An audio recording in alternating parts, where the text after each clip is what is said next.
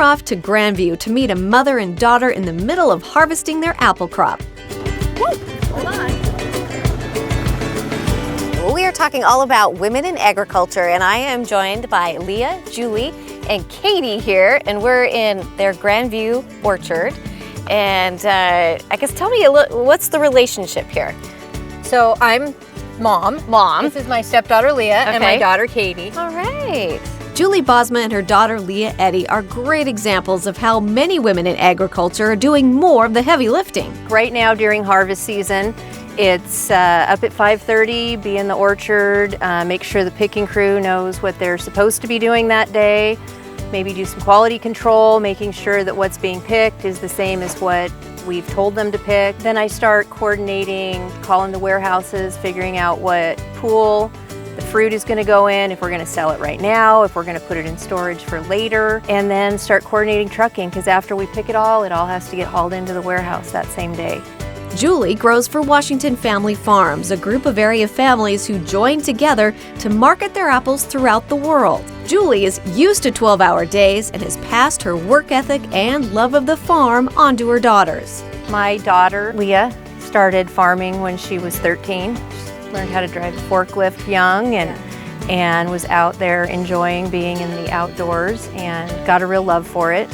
And now Katie, my youngest daughter, she is driving around in the pickup with me, learning stuff about farming, just the way I learned when I was driving around with my dad in the pickup truck, learning what he was doing. Leah and her husband operate their own farm, and they also grow apples for Washington Family Farms. Growing the highest quality fruit possible is her #1 priority. I want to provide the best to the world, and it gives me a pride that I'm providing for someone. With the toddler at home, Leah and her husband split the duties on the farm, keeping things as balanced as possible. We work together as a team. He does more of the grunt work while I do more of the scientific side of it and the book work. This is how we're going to go. Oh yeah. I love it. This is your Beast. Yeah. The beast. Leah took me on a tour of her orchard and then settled in to show me how they test their apples for ripeness. In order to pick your fruit at the prime time, according to what kind of storage they're in at the warehouse, you have to do 3 very specific tests. A pressure test, Okay. a Brix test, which is a sugar test, and a starch test. Okay. The pressure test tells her how the apple will stand up to different storage parameters. Leah also does a sugar test. With Red Delicious, it has to be at a 11 brick level, Okay. according to state law. Because a Red Delicious can color up and look great, but this was this color 4 weeks ago. Oh, wow. And it still didn't didn't taste good. And a starch test ensures that her apples are perfect at harvest. Do it the right way.